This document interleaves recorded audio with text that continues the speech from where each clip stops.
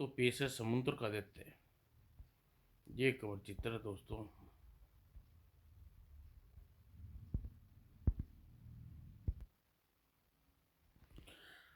श्रीपुर राज्य के युवराज श्रीपति का एक मित्र था प्रशांत।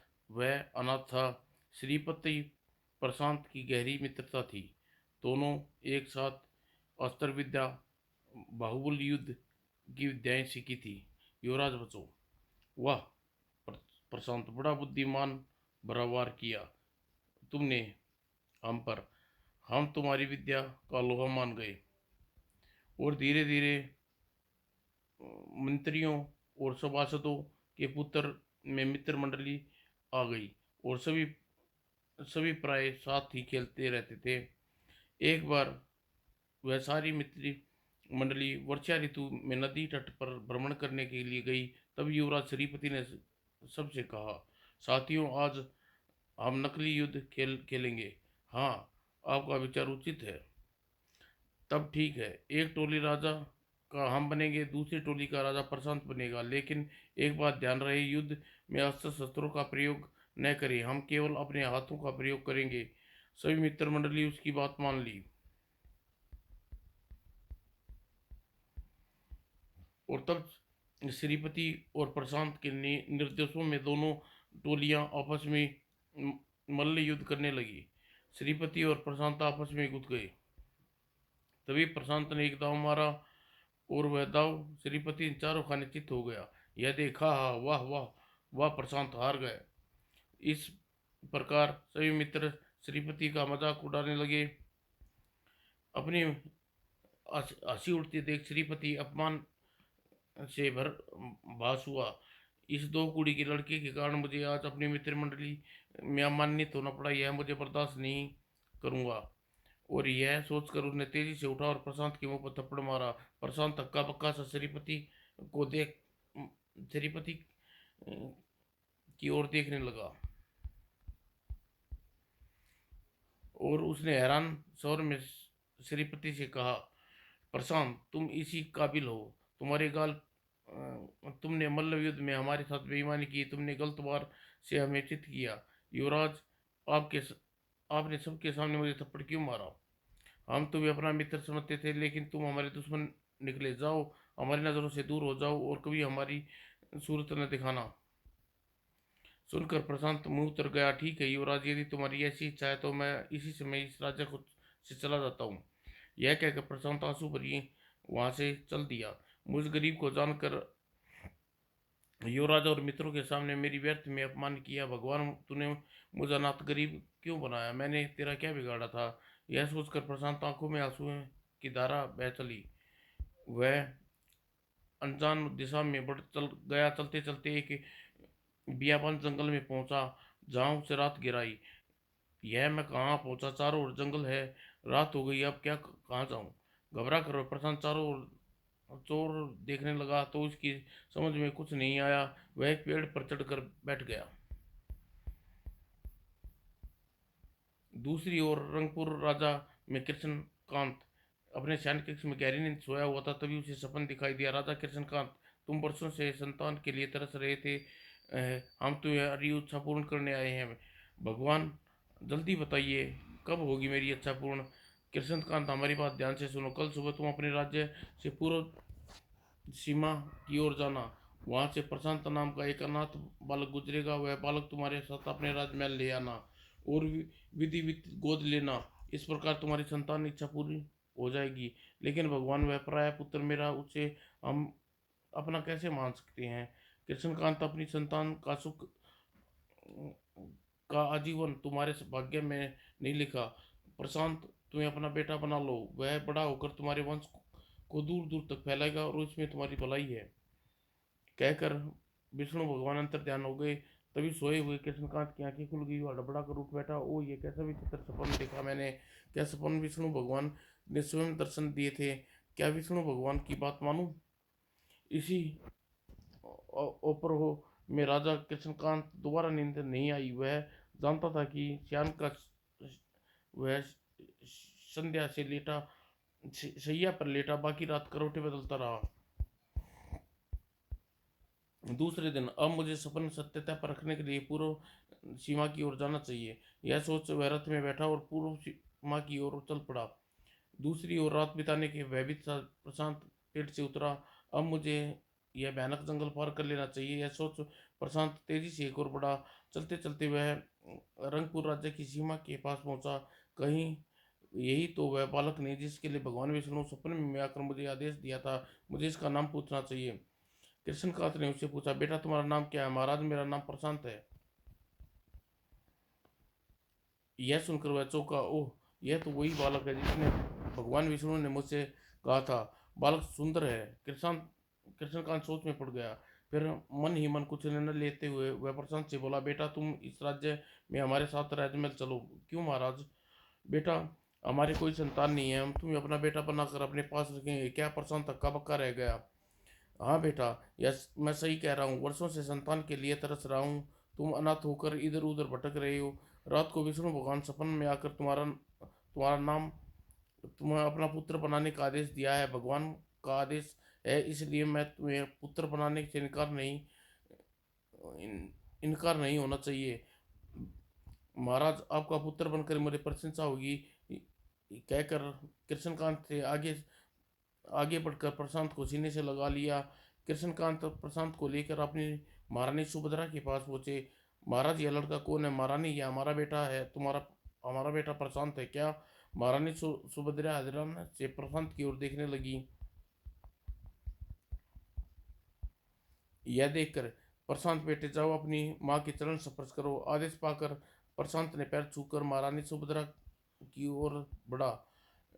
तो महारानी सुभद्रा ने आगे बढ़कर उसे छाती से लगा लिया। बेटा तब राजा कृष्णकांत की ने महारानी सुभद्रा को अपने सपन के बारे में बताया।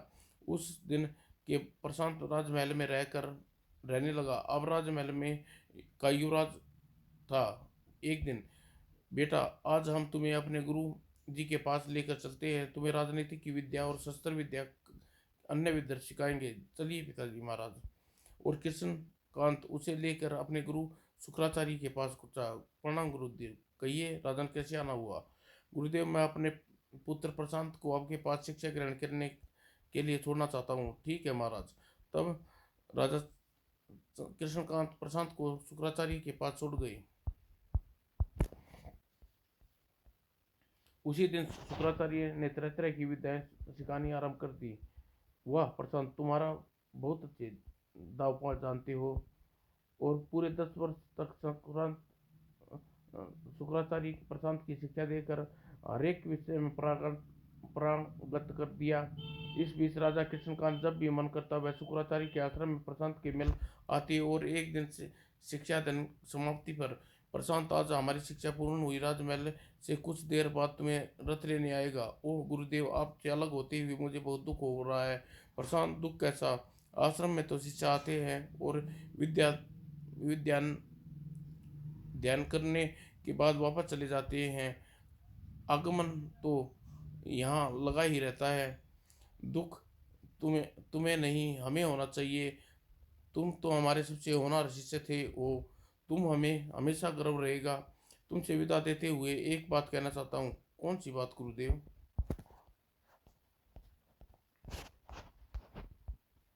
बेटा अभिमान को अपने पास भटकने न देना। अभिमान मनुष्य को नीचे की ओर धकेलता है। मैं आपकी बात का ध्यान रखूंगा। ठीक समय पर रंगपुरी से प्रशांत के लिए लेकर रथ आया। उसमें बैठकर वह रंगपुरी चल पड़ा। जब वह राजा कृष्णकांत की महारानी सुभद्रा के पास पहुंचा, बेटा आज पूरे 10 वर्ष बाद तुम्हें देख रही हूँ। इस समय तुम मेरी खुशी का अंदाजा नहीं लगा सकते। मैं आपकी खुशी समझ रहा हूँ माँ। गुरुदेव शुक्राचार्य के आश्रम में स्त्री प्रवेश वंचित है, इसलिए आप चाहकर भी न मुझसे मिलने ना आ सकी। प्रशांत ने झुककर दोनों के पांव छुए। दोनों दूसरे दिन, प्रशांत बेटा तुम शिक्षा पूर्ण करके लौटे हो, मुझे तुम्हारे रीति रिवाजों के मुताबिक क्रिकेट खेलने के लिए कुशाल वन में जाना होगा। ठीक है पिताजी महाराज, आज ही कुशाल वन चला जाता हूँ। उसी समय प्रशांत कुशाल वन की ओर चलती पड़ा। कुशाल वन में पहुंचकर उसका सामना एक शेर से हुआ। बिना डरे प्रशांत ने तीर कमान निकाला और शेर के मुंह पर निशाना बांध दिया। और शेर मुंह खुले हुए मुंह में धंस गया। शेर मुंह से खून का फव्वारा निकला और पीड़ा से छटपटाए सिर भूमि पर गिरे और कुछ देर बाद उसने प्राण त्याग दिए। तो ये बचाओ बचाओ, ओ यह भी अमान जंगल में स्त्री, लगता है कोई संकट में है। जिस ओर से स्त्री की आवाज आई थी, प्रशांत ने अपना घोड़ा उस तरफ बढ़ा दिया। स्त्री वह उस स्थान पर पहुंचा। बचाओ, ओह यह मगरमच्छ स्त्री का पैर जबड़े में फंसा रखा है, उसे पानी के अंदर खींच रहा है। प्रशांत ने सिर दी, कमान तीर पर चढ़ाया और तीर मगरमच्छ के जबड़े में जा धंसा और पीड़ा से कराते हुए मगरमच्छ ने युक्ति का पांव छोड़ दिया। युक्ति तट पर आ गिरी और प्रशांत ने कुछ ही क्षणों में तीरों से मगरमच्छ का मुंह भर दिया। मगरमच्छ झटपटा हुआ तट पर जा गिरा और लगता है तभी ओह मगरमच्छ के स्थान पर दानव, लगता है यह दानव पाताल लोक का निवासी है। मगरमच्छ के रूप में धरकर यह युक्ति को पानी में खींचकर पाताल लोक ले जाना चाहता था। दानव ने एक बार जलती हुई आंखें प्रशांत की ओर घूरा और तत्पश्चात प्राण त्याग दिए। तब प्रशांत ने युक्ति के पास पहुंचा। वो यह बेहोश हो गई है, लगता है किसी देश की राजकुमारी है। युक्ति अभी सोच में ही वह अभी सोच ही रहा था, बेहोश पड़ी युक्ति को कैसे होश में ला जाए। लगता है किसी कोई आ रहा है। कुछ देर बाद युवराज युवराज श्रीपति, तुम कौन हो? प्रशांत हक्का पक्का खड़ा। तभी बेहोश युक्ति आंखें खोली। ओह माला, तुम्हें क्या हो गया था? तुम घायल कैसे हो गई? और तुम्हें दैत्य कैसे मरा पड़ा है? यह युवक कौन है? भैया, आप जब वन में आखेट करने चले गए तो मैं घूमती हुई सरोवर तट पर आग पहुंची और सरोवर में पाँव लटका कर बैठ गई। तभी जाने कहाँ से मगरमच्छ आया और उसे मेरा पाँव पकड़ लिया। और फिर क्या हुआ? फिर मेरा पाँव जबड़े में दबाकर वह पानी खींचने लगा। तब मैंने सहायता के लिए चिल्लाई। मेरी पुकार सुनकर यह युवक आया और इसने तीरों से मगरमच्छ का मुंह भर दिया। तभी मानो आश्चर्य हुआ, मगरमच्छ भयंकर दानव में बदल गया और दानव को देखकर मैं बेहोश हो गई। ओह, तो यह वही दानव मरा पड़ा है। भैया, आज इन्हीं के कारण मेरी जान बची है। अगर मेरी पुकार सुनकर यह ना आते तो भयंकर दानव मुझे खींचकर सरोवर में ले जाता। सुनकर श्रीपति प्रशांत के पास पहुंचा। युवक, तुमने मेरी बहन की जान बचाई, हम तुम्हें आभारी हैं। युवराज, इसमें आभारी होने की क्या बात है? कष्ट में फंसे लोगों की सहायता करनी चाहिए। और राजकुमारी माला मेरे पुराने मित्र की बहन है, इसे बचाना तो मेरा परम कर्तव्य है। क्या? राजकुमारी माला तुम्हारे पुराने मित्र की बहन? यह तुम क्या कह रहे हो? मेरे सिवा माला का कोई दूसरा भाई नहीं है। मैं तुम्हें जानता तक नहीं हूँ। मेरा नाम तो सुनो युवराज, मेरा नाम प्रशांत है। प्रशांत क्या नाम क्या नाम का कोई मित्र था? ओह, श्रीपति अपने दिमाग को जोड़ डाला। कुछ देर बाद सोचने के पश्चात, हाँ, करीब 10 साल पहले प्रशांत नाम का हमारा एक मित्र था, जिसे हमने गुस्से में आकर उसे राज्य से निकाल दिया था। मैं वही प्रशांत युग हूँ। क्या? लेकिन प्रशांत तो अनाथ और गरीब था। लेकिन तुम किसी देश के राजकुमार प्रतीत होते। युवराज, मैं अनाथ और गरीब हूँ और अब रंगपुरी राजा कृष्णकांत का पुत्र युवराज प्रशांत हूँ। लेकिन यह सब कैसे हुआ? यह तुम रंग से राजा कैसे बन गए? प्रशांत ने अपनी कहानी सुनाई। सारी बात सुनकर, प्रशांत मुझे क्षमा कर दो, मैंने तुम्हें उस दिन गुस्से में आकर बिना बात अपने राज्य से निकाल दिया। आज मेरी बहन की जान बचाकर मुझे उपकार किया है, नीचे दाब दिया है। बताओ, इस उपकार का बदले मैं तुम्हें क्या दूं? युवराज, अगर आप मुझे कुछ देना चाहते हैं तो अपनी मित्रता दे दीजिए। और सुनकर छत्रपति आगे बढ़ा और प्रशांत को सीने से लगा लिया। मित्र, तुम जैसे मित्र को वर्षों पहले त्याग कर मैंने आज अपनी गलती महसूस कर रहा हूँ। मित्र, अपने मन का गलीन निकाल दो। समझो, आज से हमारी मित्रतापन शुरू हो गई है। तत्पश्चात मित्र, कभी मौका मिले तो हमारे राज्य रंगपुरी आना, आपको आने में प्रशंसा होगी। ठीक है मित्र, मैं जल्दी ही राज्य में आऊँगा।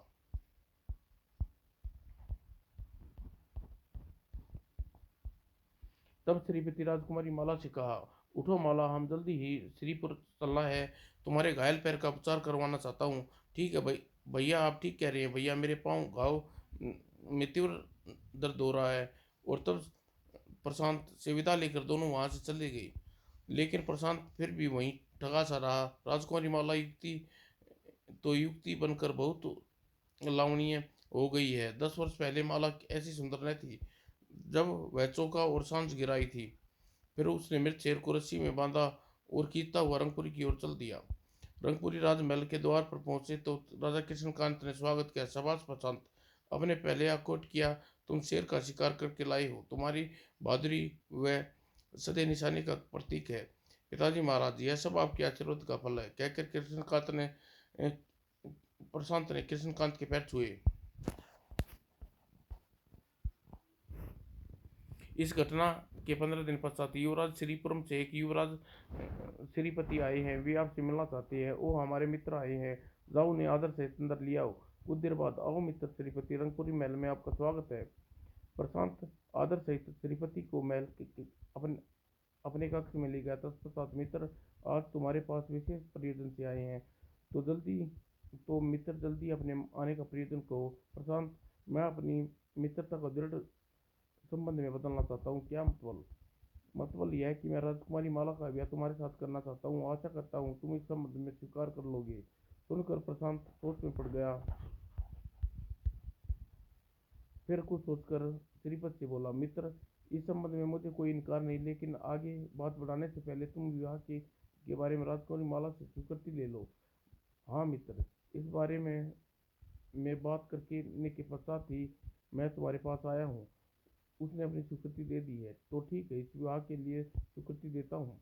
और प्रशांत मुहूर्त तब सुमुहूर्त देखकर माला, युवराज प्रशांत और परिवरण का संस्कार संपन्न हुए। जब राजकुमारी माला से विदा कराकर राजकुमारी प्रशांत रंगपुर लौटा।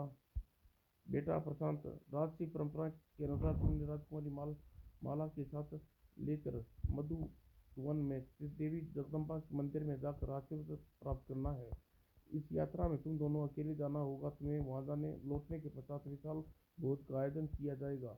ठीक है पिताजी महाराज, आपका आदेश शर्मा से। और अगले दिन प्राय ही बेला से राजकुमारी माला को प्रशांत मधुबन की ओर ले चला। मधुबन में चलकर उन दोनों ने जगदम्बा के दर्शन किए। माँ, आशीर्वाद दो। माँ जगदम्बा, मेरे सौभाग्य सदैव अखंड रखना। और जब दर्शन के पश्चात जब वह वापस लौट रहे थे, ओह, इस वीराने में यह सुंदर महल किसने बना? कौन रहता है इस महल में जाकर देखना चाहिए। जैसे ही दोनों रथ महल की ओर रोका, अगले ही पल, आओ युवराज, आपका स्वागत है।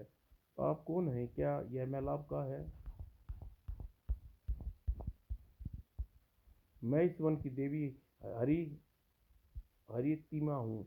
इस वन में मेरा आधिपत्य है। वन देवी को प्रणाम करता हूँ। आओ, तुम दोनों वन में पहली बार आए हो। आओ, हमारे महल में चलकर हमारा आतिथ्य स्वीकार करो। आपका आतिथ्य स्वीकार करने में हमें प्रशंसा होगी वन देवी। तब प्रशांत व माला एक साथ राजमहल में चल पड़े। महल सचमुच ही भव्य और अद्वितीय है। ओह ओह, इसे लेकर एक स्त्री के कक्ष में तत्पश्चात स्त्री कक्ष में आई और तत्पश्चात प्रशांत से बोली, युवराज प्रशांत, तुम इस कक्ष में बैठे हो। राजकुमारी माला अपना महल दिखा कर लाती हूँ। ठीक है वन देवी जी। और प्रशांत उस कक्ष में छोड़कर वह माला के साथ कक्ष से निकल गई और महल के उद्यान में पहुंची। ओह वन देवी, कैसा सुंदर है आपका महल, वैसा सुंदर आपका सरोवर है। सुनकर वह स्त्री माला से कहा, माला, तुम ठीक कह रही हो। महल में यदि कमी है तो एक सुंदर पत्थर की मूर्ति की, लेकिन उस कमी को आज इस महल में आकर पूरा कर दिया। क्या मतलब? मतलब यह है कि तुम्हें पत्थर की मूर्ति बनाकर महल में रखना होगा। और कहकर उस स्त्री ने माला को स्पर्श किया। तुरंत ही पत्थर की मूर्ति बन गई और अगले ही पल माला जिस अवस्था में खड़ी थी उसी अवस्था में पत्थर की मूर्ति बन गई। उत्तर पश्चात, हाँ हाँ, नादान राजकुमारी रत्ना जादूगरनी को वन की देवी समझने की नादानी कर बैठी। अब पत्थर की मूर्ति बनकर जीवन भर उसका नतीजा भुगत। अर्थात करती हुई वापस प्रशांत के कक्ष में बढ़ी। और जैसे ही प्रशांत के कक्ष में पहुंची, वन देवी, माला को आप कहाँ छोड़ आई? आप वह कहाँ है? माला मेरे कक्ष में शोभा बढ़ा रही है, मेरे महल की शोभा बढ़ा रही है। अब तुम्हें भी महल की शोभा बढ़ाना होगा। म- मैं आपका सही आप सही यह आप क्या कह रही हैं वन देवी? हाँ वन देवी मूर्ख, मैं वन देवी नहीं रमला जादूगरनी हूँ, और यह मेरा जादुई महल है। क्या तुमने झूठ बोला? सच सच बताओ, मेरी पत्नी कहाँ है? माला अब जीवित नहीं है, वह महल में पत्थर की मूर्ति बनी खड़ी है। हाय, तुमने माला को पत्थर की मूर्ति बना दिया, उसने तुम्हारा क्या बिगाड़ा था? दोस्तों मैं तुम्हें अभी मदद करता हूँ, कहकर प्रशांत ने मैन से तलवार खींची। यह देखकर प्रशांत, इस जादुई महल में तेरी हेकड़ी नहीं, मेरा जादू चलेगा। याद रख, तूने एक कदम भी आगे बढ़ाने की कोशिश की तो पत्थर की मूर्ति बना दूंगी। यह सुनकर प्रशांत चौंका, उसने एक तलवार खींचकर वापस म्यान में रख ली और उससे बोला, रमला जादूगरनी, आखिर तुम चाहती क्या हो? तुम्हें हमारे साथ यह जादुई खेल क्यों खेला? अब आए ना तुम सीधे रास्ते पर, तुम्हें अपना प्रयोजन बताती हूँ। मुझे एक जादुई अनुष्ठान पूरा करना है। उस अनुष्ठान में मुझे कालगढ़ के शमशान में पड़े हुए 5 नरमुंड चाहिए, लेकिन यह कार्य तुम स्वयं अपने जादू से कर सकती हो। यदि यह मुमकिन होता तो शमशान के स्वामी अभूत मुझसे ज़्यादा शक्तिशाली है। मेरे उस, उसके आगे मेरा ये जादू नहीं चल सकता। जैसे उस शमशान घाट में प्रवेश करती हूँ मैं जलाकर भस्म कर देगा। अतः कोई मानव ही शमशान घाट में जाकर मेरा कार्य संपन्न कर सकता है, और इस कार्य में तुम से ज़्यादा उचित पात्र कौन हो सकता है? तुम शमशान में जाकर 5 संदरमुंड लेकर आओ, और तुम्हारी पत्नी माला को पूर्ण हाडमास की बना दूंगी। ओह, यह बात है तो तुम्हें माला को पत्थर की बना दिया। प्रशांत सोच में पड़ गया। फिर वह मन ही मन कुछ निर्णय लिया और बोला, ठीक है रमला जादूगरनी, मैं तुम्हारे कार्य करने के लिए तैयार हूँ। मुझे सुनकर बहुत खुशी हुई, वास्तव में माला से सच्चा प्यार करते हो। लेकिन एक मेरी भी एक शर्त है। मेरी अनुपस्थिति में तुम माला को कष्ट नहीं दोगी, और वापस लौटने पर तुम्हें पुनर्जीवित कर दोगी। मुझे तुम्हारी बातें मंजूर है। और रमला उसे महल के बाहर छोड़ने आई। एक बात ध्यान से सुनो, ध्यान में रखना प्रशांत, शमशान घाट के स्वामी अभूत, यदि कोई तुम्हारे वहां पहुंचने के कारण पता चला गया तो वह तुम्हें भस्म कर देगा। तुम शमशान में रात्रि में प्रवेश करना। वह अभूत बहुत ही चालाक है, उसे आसानी से शमशान घाट में प्रवेश करने नहीं देगा। जरा होशियारी से उसका सामना करना। अच्छा, वह कहकर शमशान मन ही मन वहां से प्रशांत मुझे कहकर प्रशांत बुझे मन से वहां से चल पड़ा, और बिना कहीं रुके कालगढ़ की ओर बढ़ गया। ओह, बैठे बैठाए सिर पर यह विपत्ति कहाँ से आ पड़ी? हम तो माला के साथ माँ जगदम्बा से आशीर्वाद लेने गए थे, फंस गए रमला जादूगरनी के जादू में। और लंबा सफर तय करने के बाद कालगढ़ के शमशान घाट में पहुंचा। रात्रि होने में काफी समय है, मुझे एक पेड़ के नीचे थोड़ा आराम कर लूं। यह सोचकर पेड़ के नीचे लेट गया, और थका होने था उसे जल्दी ही गहरी नींद आ गई। और जल्दी उसकी आंख खुली। ओह, रात हो गई, अब मुझे शमशान घाट में प्रवेश करना चाहिए। जैसे ही वह शमशान घाट के द्वार पर पहुंचा तो उत्तक्ष वहां एक अभूत दूत प्रकट हुआ। कौन है रे तू? बाबा, मेरा नाम प्रशांत है। मैं इस शमशान घाट में मेरे एक संबंधी की चिता जली है। अपने परिवार की रस्मों के अनुसार मैं इस समय पर चिता में फूल चुनने आया हूँ, और कृपया मुझे अंदर जाने दीजिए। लेकिन रात्रि में इस समय शमशान घाट में मनुष्य का प्रवेश वर्जित है। तुम किस प्रकार शमशान घाट में प्रवेश कर सकते हो? बाबा, मुझे रहम कीजिए, मुझे जाने दीजिए।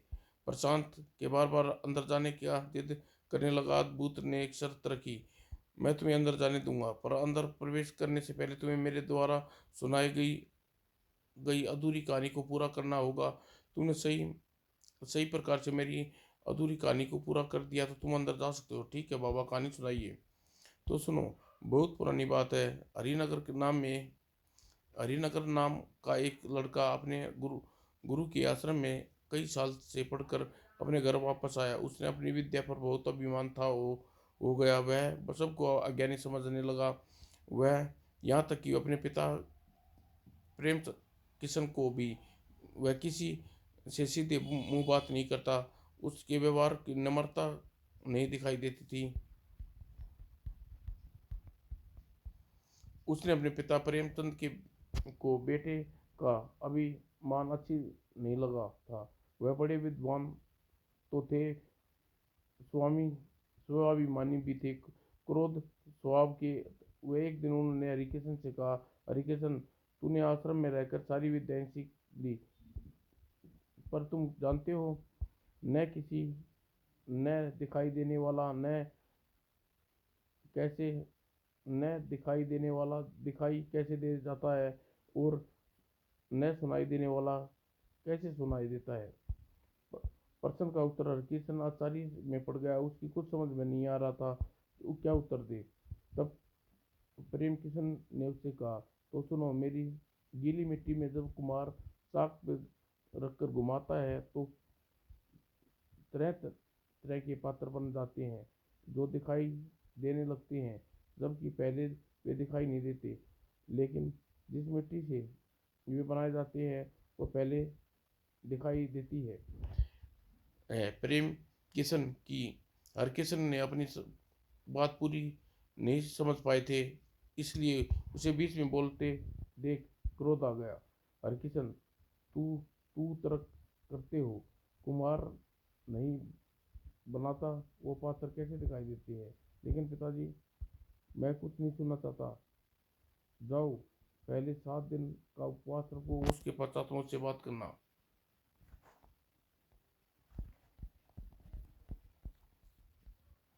हर किसी ने उसको अपनी विद्या पर अभिमान तो था, पर वह यह शिष्टाचार नहीं बोला था कि आज्ञा न मानना।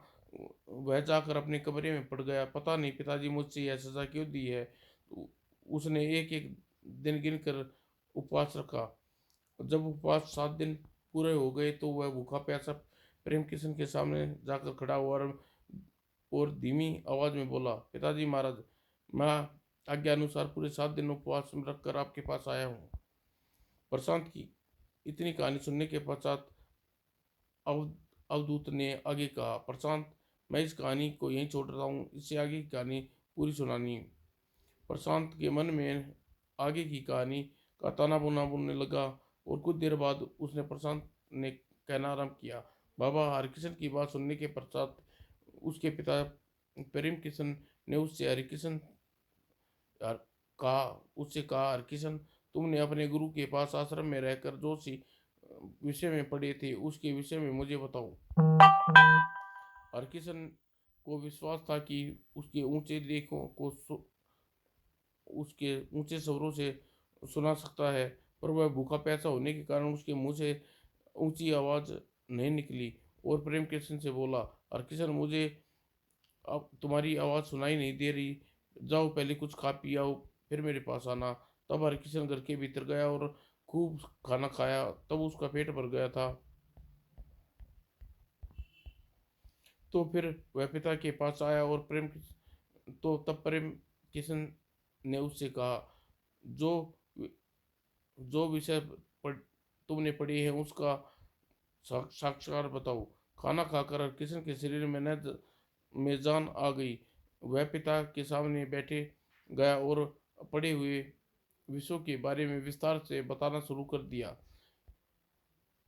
वह विषय में सुनते ही बाद प्रेम किशन उससे रोका दिया। देखो, तुमने जब कुछ नहीं खाया था तो तुमने कुछ याद याद आ गया। देखो, तुमने जब कुछ नहीं खाया तो तुम्हें कुछ याद आ रहा था, और न ही तुम कुछ बोल पा रहे थे। अब तुमने पेट भरकर अन्न पड़ गया तो तुमने बोलने लगे। अब मुझे जो सुनाई नहीं दे रहा वो तुम्हें सुनाई देने लगा। यह सुनकर, पिताजी, मुझे क्षमा कर दीजिए, मुझे अपने ऊपर बहुत अभिमान हो गया था। मैं आज से कभी भी अपने ऊपर अभिमान नहीं करूँगा। यह सुनकर प्रेम किशन ने उसके छाती से लगा लिया और किशन का अभिमान चूर हो गया। वह उसे प्राप्त विद्या कुछ उपयोगी काम करने का उपाय सोचने लगा, जिसका तो उसके परिवार का पालन पोषण हो सके। सचमुच ये अपनी बुद्धि से हरकिशन आगे चलकर बहुत बड़ा आदमी बन गया। इतना कहकर प्रशांत चुप हो गया। उस सब अद्भुत उससे बोला, वाह प्रशांत, तुमने मेरे बनाई अधूरी कहानी को बड़ी उत्तम प्रकार से पूरा किया। तुम बुद्धिमान हो। जाओ, शमशान घाट में प्रवेश कर जाओ। धन्यवाद बाबा। वो अद्भुत वापस मुड़ गया। तब प्रशांत उसके पीछे चल पड़ा।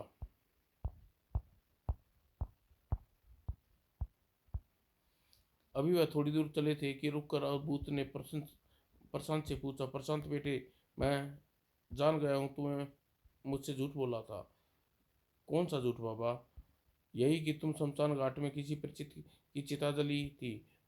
तुम उस चिता से फूल चुनने आए हो, यहाँ आए हो। सच सच सच तो यह है कि कल से शमशान घाट में सब जलने के लिए नहीं आया। बोलो, तुमने यह झूठ क्यों बोला? ओह, अद्भुत ने मेरे झूठ को पकड़ लिया। अब मैं क्या करूं? अपने यहाँ आने का सच्चा प्रयोजन बता दूं?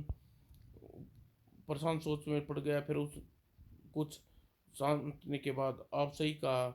आपने मेरे समय यहाँ आने का प्रयोजन दूसरा है। आपको विस्तार से बताता हूँ, कहकर अभूत को रमला जादूगरनी के बारे में बता दिया।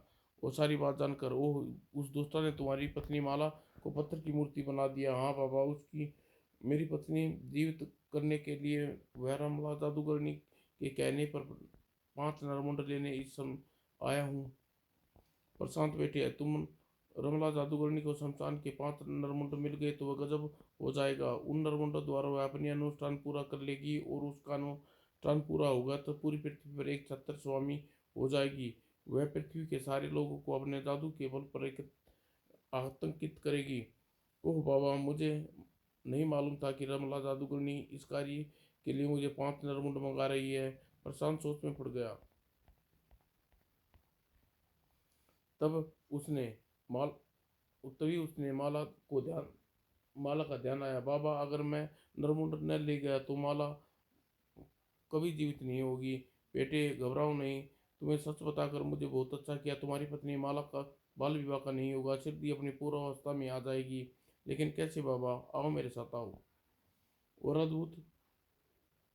अवधूत उसे अपने साथ एक बुझी हुई चिता के पास ले गया। वो चिता की राख देता हुआ बोला, बेटा, इस चिता की राख को मैंने आमंत्रित कर दिया है। इस चिता की राख को अपने साथ ले जाओ। ले जाकर रमला जादूगरनी के ऊपर राख छिड़कना। राख छिड़कते ही वह जलकर भस्म हो जाएगी। बाबा, वह जादूगरनी के मरने के पश्चात माला पूर्ण अवस्था में किस प्रकार आएगी? तब अभूत अभूत ने एक ताबीज दिया। रमला जादूगरनी के मरते ही पश्चात माला की मूर्ति के गले में यह ताबीज डाल देना। ताबीज गले में पड़ते ही मूर्ति सजीव हो जाएगी। प्रशांत खुशी होकर ताबीज ले लिया। और बाबा, अच्छा बाबा, आप मुझे आज्ञा दीजिए, मैं सिर दिया वापस लौट जाना चाहता हूँ। जाओ बेटा, तुम्हारी व्यग्रता के कारण भली भाली समझता रहा हूँ। और वह अवधूत से आशीर्वाद लेकर प्रशांत शमशान घाट से निकल गया।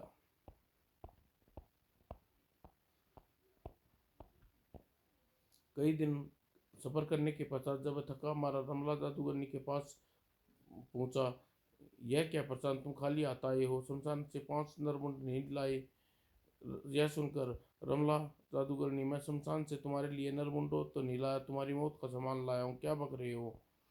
मैं सही कह रहा हूँ। अब भूत बाबा ने तुम्हें हमारे अनुष्ठान के बारे में सब कुछ बता दिया। तुम अनुष्ठान से पूरा करके पूरी पृथ्वी को अपने इशारे पर नचाना चाहती हो, इसलिए ऐसा कभी नहीं होने दूंगा। प्रशांत, अवधूत ने तुमसे झूठ बोला है।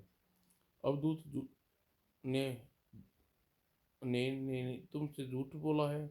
प्रशांत, तुमने मेरा कार्य पूरा नहीं किया, इसलिए मैं तुम्हें पत्थर की मूर्ति बना देती हूँ, कहकर प्रशांत की बाजू पकड़ ली। तू पत्थर की मूर्ति बन जा। लेकिन रमला के कहने पर प्रशांत पर कोई प्रभाव न पड़ा। यह देखकर, यह क्या, मेरे जादू का प्रभाव? प्रशांत पत्थर की मूर्ति क्यों नहीं बना? रमला की देख, रमला, तूने तो अपना जादू दिखा चुकी है, मेरा जादू देखो। और कहकर प्रशांत ने जेब से अद्भुत की रखी हुई राख निकाली। ये देख मेरा जादू। आह, यह क्या किया तूने? मेरे शरीर में आग लग गई है। अगले ही पल, आह, मैं जली। प्रशांत, मुझे बचाओ। और रमला इधर उधर दौड़कर अपने आप को आग बुझाने का प्रयत्न करने लगी, लेकिन जितना वह दौड़ती, आग उतनी ही प्रबल ज़्यादा होती। कुछ देर बाद रमला जल भुनकर राख हो गई।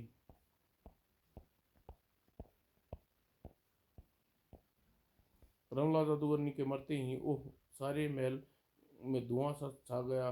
कुछ देर बाद धुआं छटा। ओह, महल गायब हो गया। लगता है रमला जादूगरनी के साथ जादुई महल भी समाप्त हो गया। अब मुझे चलकर माला के गले में अद्भुत अवधूत की का दिया वो ताबीज पहना देना चाहिए। और तब प्रशांत ने मूर्ति के पास उसके गले में ताबीज पहना दिया। ताबीज पहनते ही माला सजीव हो उठी। स्वामी, जादूगरनी कहाँ गई? तुम मुझे पत्थर की मूर्ति बना दिया था, अब वह किसी दुनिया में नहीं है। मैंने उसके जादुई महल को मैंने धूल में मिला दिया। तब माला को लेकर प्रशांत रंगपुर पहुंचा। आओ बेटा, तुम दोनों इतने दिनों में कहाँ लगा दिए? तो हम दोनों की तरफ से अत्यंत चिंतित थे। तुमने अपने गुप्तचरों की तलाश में दूर दूर तक भिजवाए, लेकिन वे भी असफल होकर लौट आए। पिताजी महाराज, हम भला गुप्तचरों को कहाँ मिलते? हम दोनों तो एक जादुई नगरी में खो गए थे। क्या? प्रशांत ने अपने ऊपर गुजरी दास्तां सुनाई और अपने बेटे की बहादुरी और बुद्धिमानी सुनकर दोनों की आंखें खुशी से आंसू आ गए। समाप्त दोस्तों।